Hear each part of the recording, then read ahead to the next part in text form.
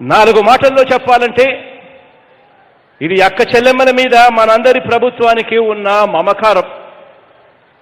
ఇక చేయూత గురించి నాలుగు మాటలు చెప్పి ఆ తర్వాత మీ కుప్పం ఎమ్మెల్యే గారి గురించి కూడా మరో నాలుగు మాటలు చెప్తాను.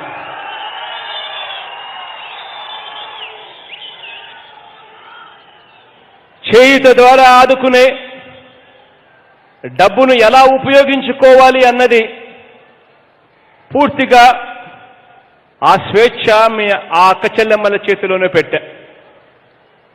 ఈ డబ్బుతో చిన్న మధ్య తరహా వ్యాపారాలను ప్రారంభించి నడుపుకోవాలా లేక జీవనోపాధికి ఆ డబ్బు ఎలా ఉపయోగించుకోవాలా అన్నది పూర్తిగా మీ నిర్ణయమే.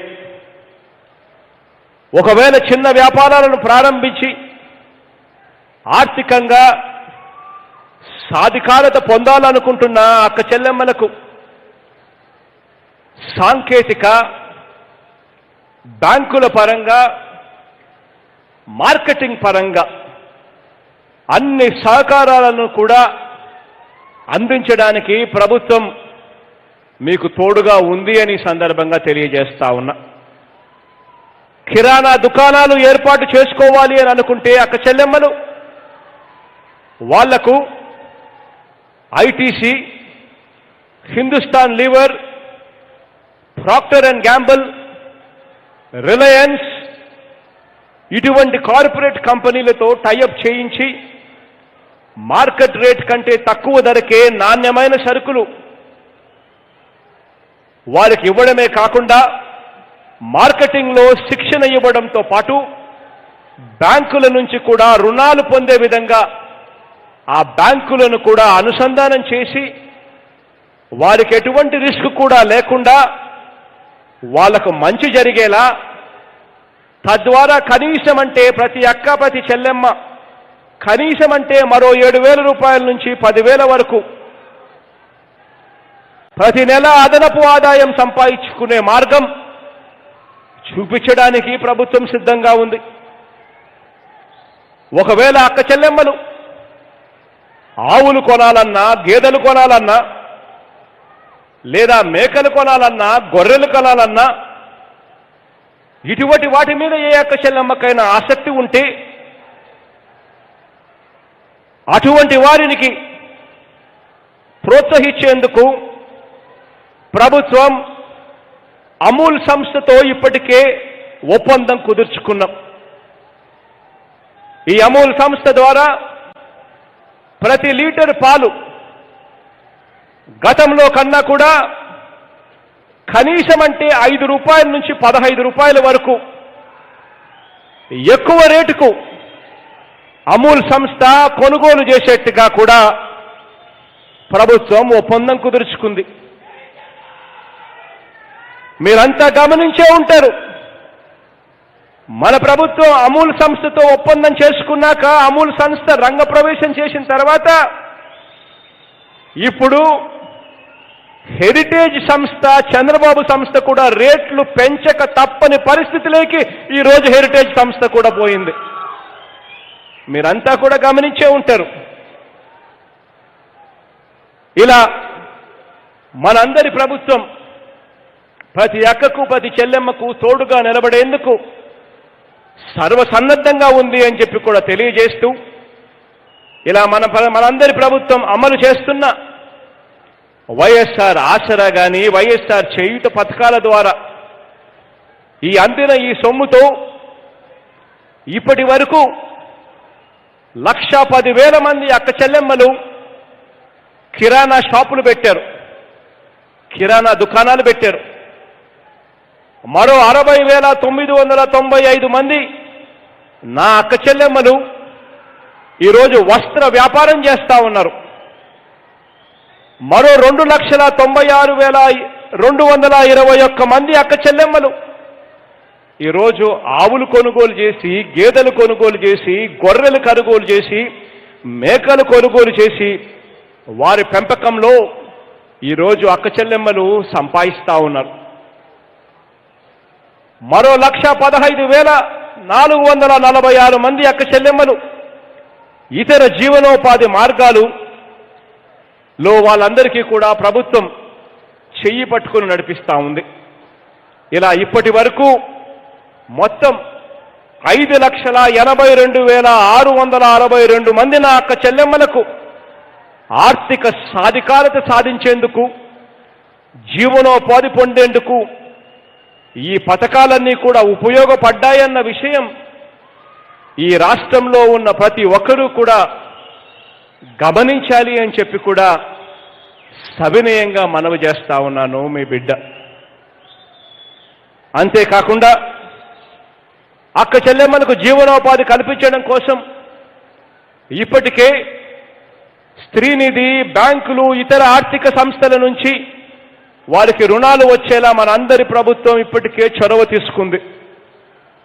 ఈ చొరవ కారణం వల్ల అక్షరాల ఈ అక్క చెల్లెమ్మలకు 4,369 కోట్ల రూపాయలు వారికి రుణాలుగా కూడా ఇప్పించి వారికి ఈరోజు వాళ్ళ కాళ్ళ మీద వాళ్ళు నిలబడేట్టుగా కూడా ఈరోజు చేయడం జరిగింది.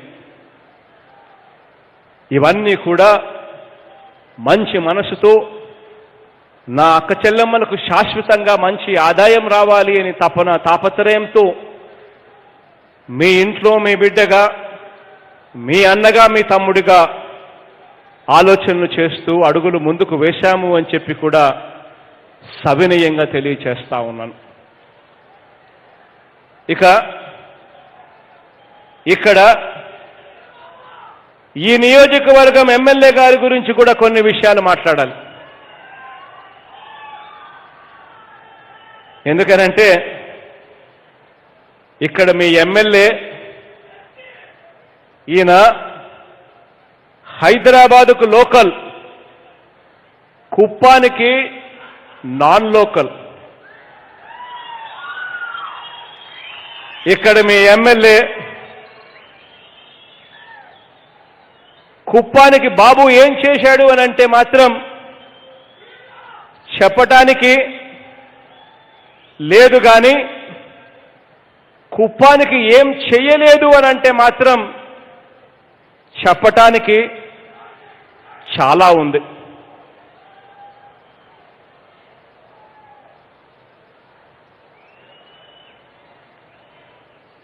ఈయన 45 సంవత్సరాల రాజకీయ జీవితంలో 33 సంవత్సరాలు కుప్పం ఎమ్మెల్యే.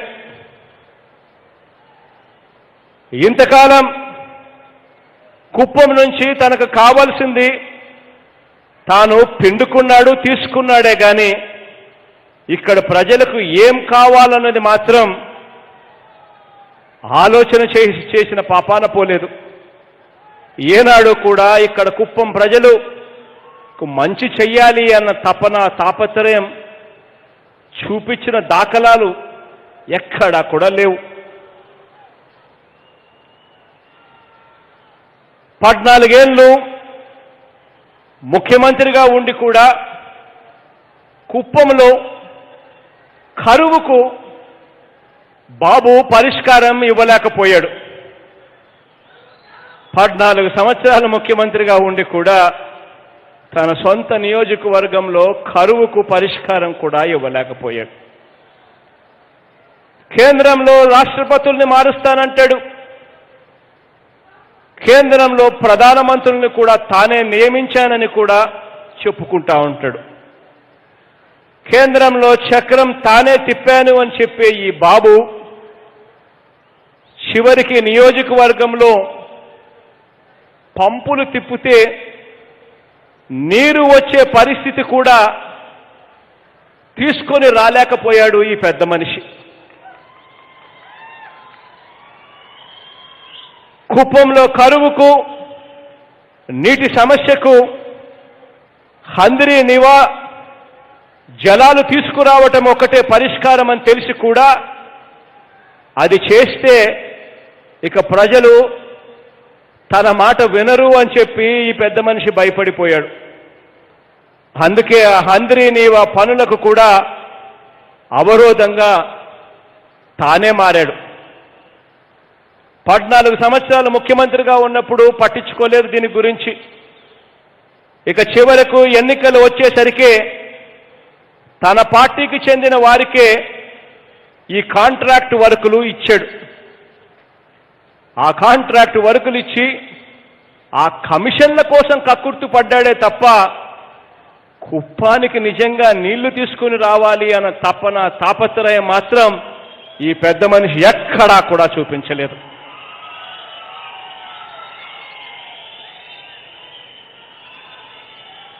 ఈ పెద్ద మనిషి హయాంలో రూరల్ వాటర్ డెవలప్మెంట్ స్కీమ్ కింద వందల కొద్ది ట్రాక్టర్లతో త్రాగునీళ్లు పంపిణీ చేశాను అని చెప్పి పేర్లు పెట్టుకుని విపరీతంగా దొంగ అకౌంట్లతో దోచేశాడే కానీ ఏ రోజు కూడా 14 సంవత్సరాల ముఖ్యమంత్రిగా ఉండి ఏ రోజు కూడా ఆ ట్రాక్టర్లు లేకుండా కూడా కుప్పానికి నీళ్లు ఇవ్వగలిగితే ఎంత బాగుంటుంది అన్న ఆలోచన ఏ ఒక్క రోజు కూడా చేయలేదు ఈ పెద్ద మనిషి. ఇక కుప్పం రోడ్ల సంగతి ఒక్కసారి చూద్దాం. కృష్ణగిరి నుంచి పలంనేరు హైవేకి లింక్ ఇస్తానని ఎన్నోసార్లు చెప్పాడు, అది కూడా చేయకుండా వదిలేశాడు. కుప్పం మున్సిపాలిటీ పరిధిలో కనీసం డబుల్ రోడ్డు కూడా వేయలేకపోయాడు ఈ పెద్ద మనిషి. మలనూరు క్రాస్ నుండి వేపనపల్లి వరకు డబుల్ రోడ్డుది కూడా అదే పరిస్థితి. కనీసం డబుల్ రోడ్డు కూడా వేయలేకపోయాడు ఈ పెద్ద మనిషి. ఎన్నిసార్లు సీఎం అయినా కుప్పంలో రోడ్డు వేసే మనసు కూడా లేదు. కానీ ఈ పెద్ద మనిషి మాత్రం ఎన్నికలప్పుడు మోసం చేయడం మాత్రం ఏకంగా కుప్పంలో విమానాశ్రయం నిర్మించబోతున్నట్లు కుప్పం ప్రజలకు చెవులో పువ్వు పెడతాడు ఈ పెద్ద మనిషి. కనీసం సింగిల్ రోడ్డును డబుల్ రోడ్డు చేయలేదు, కానీ ఎన్నికలు వచ్చేసరికి మోసం చేసేందుకు విమానాశ్రయం తీసుకొస్తున్నాను అని చెప్పి మోసం చేస్తాడు ఈ పెద్ద మనిషి. ఇదే పెద్ద మనిషి జాబు కావాలంటే బాబు రావాలి అని అంటాడు. జాబు కావాలి అని అంటే బాబు రావాలి అని అంటాడు. ఎన్నికలు అయిపోయిన తర్వాత జాబులు ఉండవు, బాబు పట్టించుకోడు. ఇదే తన సొంత నియోజకవర్గం కుప్పం నుంచి నిత్యం సుమారు 5,000 మంది ఉపాధి కోసం బెంగళూరు, చెన్నైకి వెళ్తా ఉన్నారు. 14 ఏళ్ళు ముఖ్యమంత్రిగా ఉండి తన సొంత నియోజకవర్గం నుంచి 5,000 మంది బెంగళూరు, చెన్నైకి వెళ్తా ఉన్నా కూడా ఇక్కడ వాళ్ళకు ఉద్యోగాలు చూపించాలి అన్న ఆలోచనే ఈ పెద్ద మనిషికి రాదు. చంద్రబాబు నాయుడు ఏ రోజు ఈ నియోజకవర్గంలో ఉండడు, ఇక్కడికి రాడు. ఇక్కడి ప్రజలు ఎలా ఉన్నాడో పట్టించుకునే పరిస్థితే ఉండదు. 14 ఏళ్ళు ముఖ్యమంత్రిగా ఉండేందుకు కుప్పం తనకు సహకరించిన చివరికి కుప్పంలో ఒక రెవెన్యూ డివిజన్ కూడా ఏర్పాటు చేయలేకపోయాడు ఈ పెద్ద మనిషి. చివరికి ఇక్కడ రెవెన్యూ డివిజన్ కావాలి అని చెప్పి ప్రజలు ఒత్తిడి చేస్తే తాను జగన్కు లేఖ రాస్తాడు, ఇక్కడ రెవెన్యూ డివిజన్ పెట్టండి అని. 14 ఏళ్ళు ముఖ్యమంత్రిగా ఉన్న వ్యక్తి కుప్పం ప్రజలకి ఇక్కడ రెవెన్యూ డివిజన్ కావాలి అని అడిగినప్పుడు తాను 14 సంవత్సరాలు చేయలేకపోయాడు. ప్రజల దగ్గర నుంచి ఒత్తిడి వస్తే జగన్కు లేఖ రాస్తాడు. కానీ జగన్ మీవాడు, మంచోడు, మీ బిడ్డ, మీరు అడిగారు జగన్ ఇచ్చాడు అని కూడా ఈ సందర్భంగా చెప్తా ఉన్నా.